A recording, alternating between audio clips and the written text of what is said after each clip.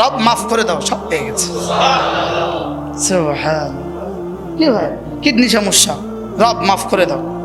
হার্টের সমস্যা, রব মাফ করে দাও। স্ত্রী কথা শোনে না, রব মাফ করে দাও। বিয়ে দরকার, রব মাফ করে দাও।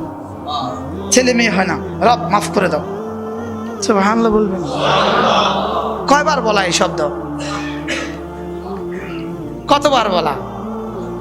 1000 বার বলা। আমাদের খুলনার হযরতওয়ালা বলেন, গুনাহ যদি হয় মিনিটে মিনিটে, ইস্তেগফার করো সেকেন্ডে সেকেন্ডে। আমাদের গুনাহ হয় সেকেন্ডে সেকেন্ডে, ইস্তেগফার হয় দিনে রাতে 2-1 বার, অথবা মাসে 1 বার, অথবা বছরে 1 বার, সবে বরাতে। কি উচিত ছিল? ইস্তেগফার হবে মিনিটে মিনিটে।